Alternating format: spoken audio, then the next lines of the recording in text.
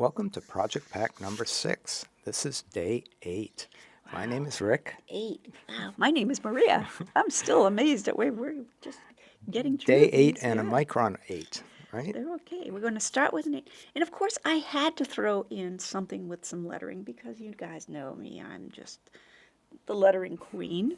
And I decided I would do a word. I don't usually do a word, but just to fill in that space of working with the black and the white. So we're just going to do this little universal, everybody loves this word, right? No pun intended. Pun intended, yeah.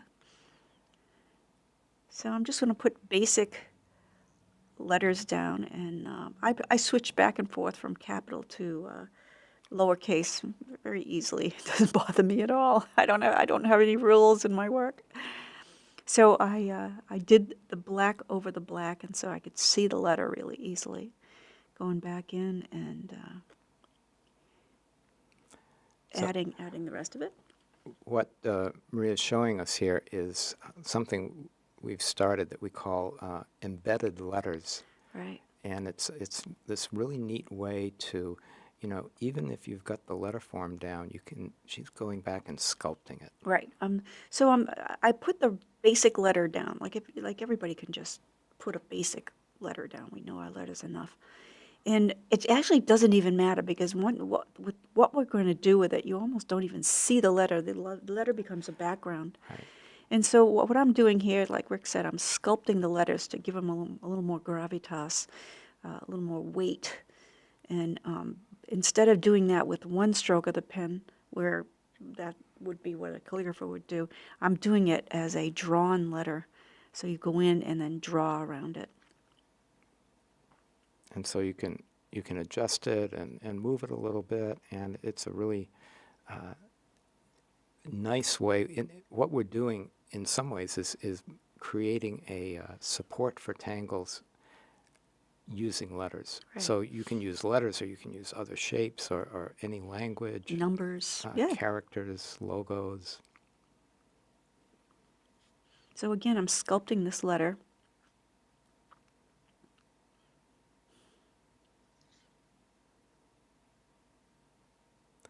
And even though Maria doesn't do it on, I don't think you do it on this one, when you've got the white on the black, you can always go and... I do. Oh, you do? Yeah. You can do some black on the white and smooth out the edges.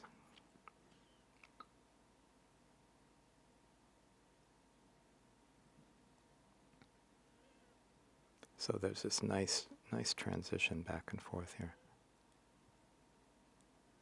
So the point is, even if the first structure stroke that you put down isn't exactly what you want the letter to look like, you can build it up in any way. Sort of like, I remember in, what is it, like in clay, they would have like a structure underneath, and you would Right. add clay to it. A wire structure. A wire structure. Okay, so I'm working now with my 01 micron. And again, I was doing a little drawing around it. So the first step in embedded letters after you put down the letter is to do an aura around the entire letter. Just to sort of encapsulate it, so to speak. And it also creates this nice break. It's like a light and dark break for what comes next. Mm-hmm.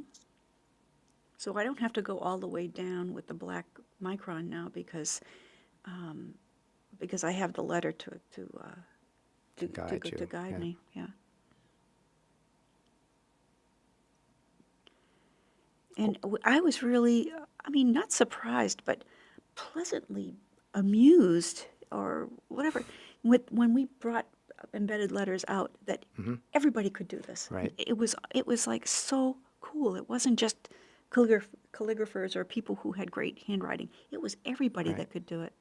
And also to see it in all the different languages, the same principle works. Yeah. That's true. Some of our Asian friends have done some characters that were really beautiful. Okay, so... I'm going to go. I was wondering when I was going to clean that up. I know because you can go and sculpt and everything, I can sculpt that right out. And I can even sculpt the, Yeah. where I had done stuff. But you do that a lot. You just go back and touch it for the sake of touching it, I think. Hmm. So a little hollowball action there.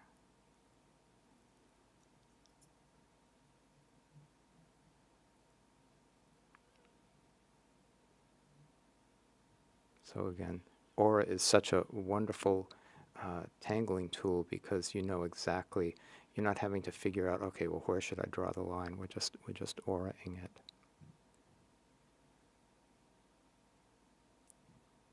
Just really focus on the ink coming out and watching the pen.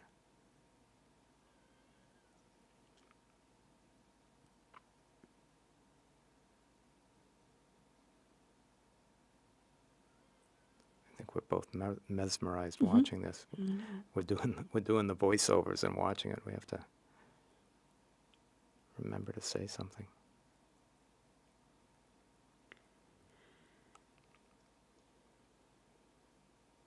So this is pretty easy part. It's fairly simple. Well, it's all pretty easy. Yeah. It's just this nice back and forth of aura-ing and then this next step, which is very cool. Okay, so the next step involves kind of launching, so to speak. Yeah. So you start like what do you call it, the take off and land kind of thing, off the aura that you just created. So, okay, come on.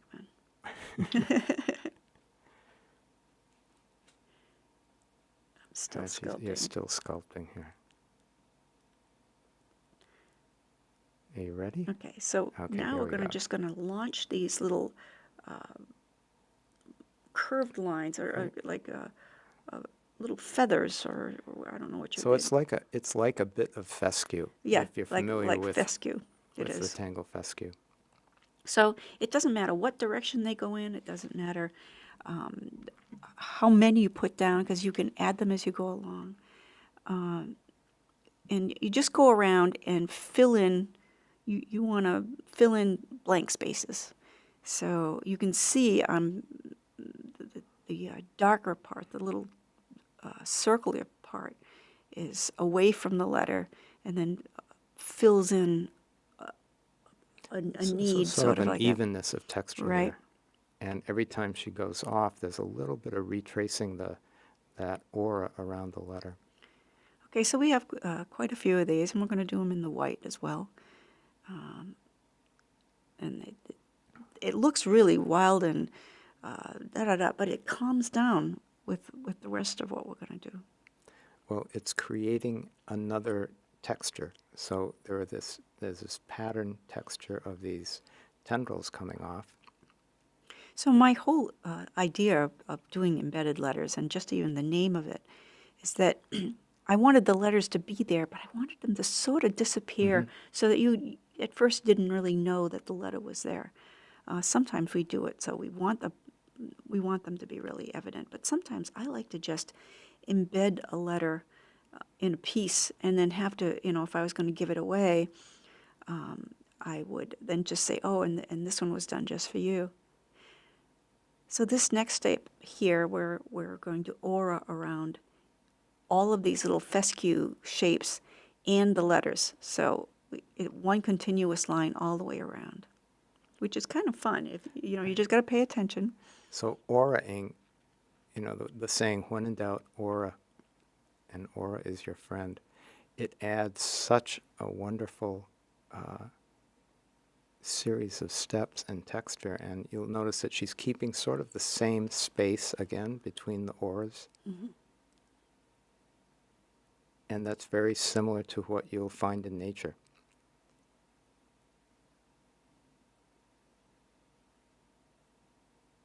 So many of our patterns are inspired by natural phenomenon. So you can imagine, if you've ever seen some cross section of crystals, like if you see a cross section of malachite or something like that, you'll see auraing all over the place.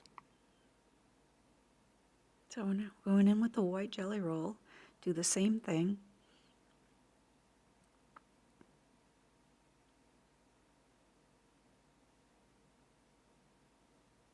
And Maria isn't turning her journal that much just so she doesn't make you seasick. Okay. But you can feel free Yeah, you'll want to do that. to turn it, take your time, and whatever direction is good for you. The point is not to get this done. The point is just to, Enjoy the journey. yeah. And also to be open to other inspirations that while you're doing it come up. Mm-hmm.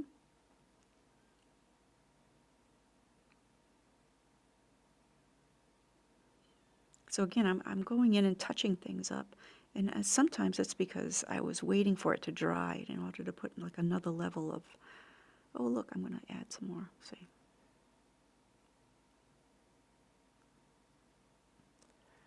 So in all things Zentangle, there's this sense of alternating back and forth, and oh no, we're going to do this. This is very cool. So one of the things that makes this a little bit different, we're going to go in and add rounding wherever there's a crook in the pathway, like a crevice, or we'll go in and round it out and then blacken it in. And this is going to add a whole different feel to things. It's going to add some black and some strong color. So think of like how water would gather in that little crooks, those little tight angles there. So I'm going to go all the way around, and what we're doing is we're evening out like picture somebody building a road, and they're, instead of taking right angles, they're going to maybe want to have a curve, so it's easier to maneuver from one road to the other. So like smoothing it out, like with. There's a good analogy somewhere, but Yeah, I'm sure you'll come up with it later. in the middle of the night. But again, it's really fun to just go around and find all those little places, and yep, there's the one. And if you miss one, don't worry about it, because you can always put it in the next round. So what we're going to do is basically rinse and repeat now. We're going to keep doing this over and over, going around the aura and then going in and doing the rounding. And we're going to just keep doing that until we think we're done. So again, we'll do the rounding. We did it with the black ink on the white. We'll do it with the white ink on the black.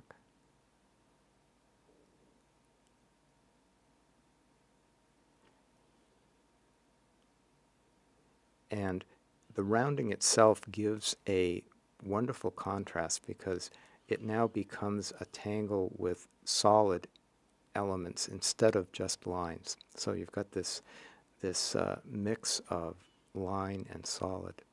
Now, see how I can aura this so simply, as opposed to stopping and going into corners like this one, which I missed. But Well, it's another opportunity to round later. right. Then with the black. And this is such great practice for just pen control and line, getting used to having your pen do what your mind wants it to do. So you can do that little rounding there as you go. Yeah.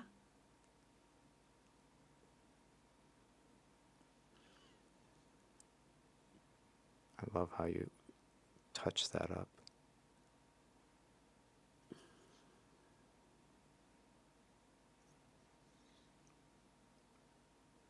So understanding these steps, it just, by repeating them, it creates this texture. I think that's the best Yeah. word I can think of. Right. And it has a very Celtic, Book of Kells kind of look to the letters in a very simple formula. And all of those letters that they created back then were formulas as well, but they're a little more complicated than what we can create, because they did with, pencil and erasing and all that stuff. But I think the word formula is really great because that's what most of the tangles are that we do, and that's what this embedded lettering process is. It's this formula of aura, tendrils, rounding, aura, tendrils, rounding. So you could, continue to add the tendrils, and you could continue to add and just fill up the entire book with this lovely, coral-like growth of this approach. And see how the word is just becoming part of the pattern now.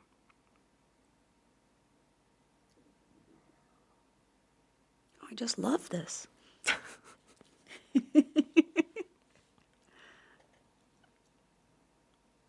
I can hear Martha and Molly going, oh, Groan. Mom, groan, yeah. Fun.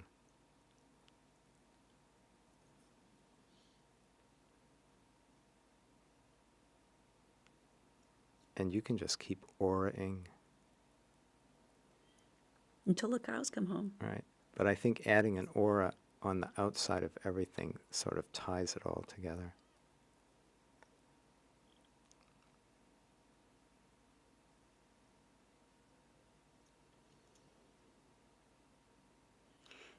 You could do this with somebody's name or, whatever word you want. You absolutely don't have to use this word.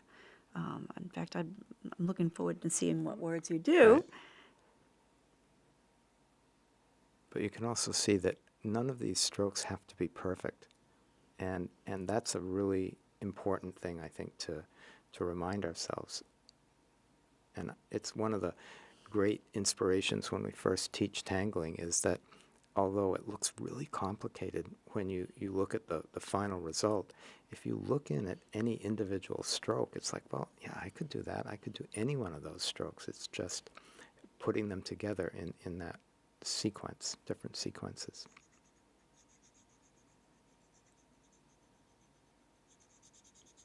So what I'm doing here is a technique that I use a lot now in my tangling, is that I'll take the white chalk pencil and make sure first that the ink is dry. Give it a minute, and I'm going to go over the whole thing to kind of gray it down so that it's not so.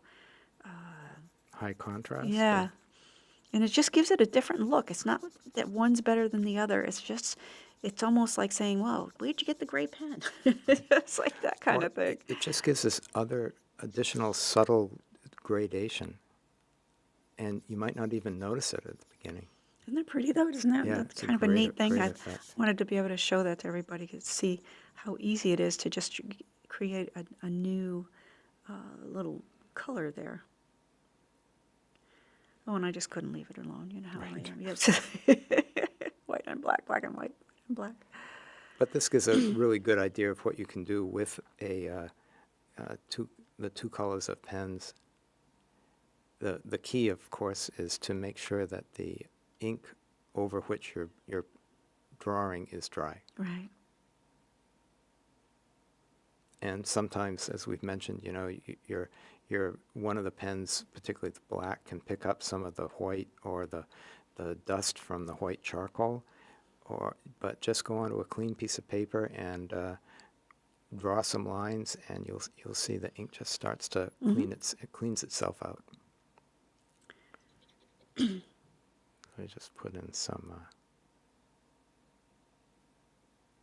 black dots there. I There think we go. you're having too much fun. I know. Yeah. You can see what she did there, the over and under.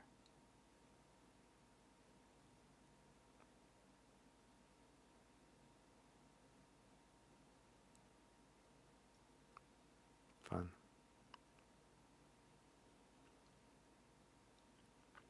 So just drawing that pen on another piece of paper and the ink starts flowing again. Right.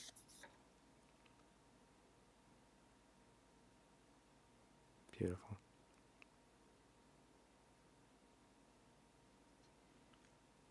Nice. But wait. Oh.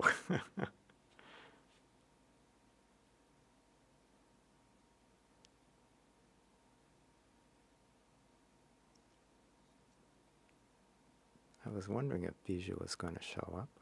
Yeah, he's just inspecting. Ah, There he goes. I think he likes it. I think he loves it. Yes. Well, thank you. This has all been absolutely wonderful. We have one more video, and we're going to go over a few things and just show some of great ideas. And we're so grateful for you playing with us. Bye.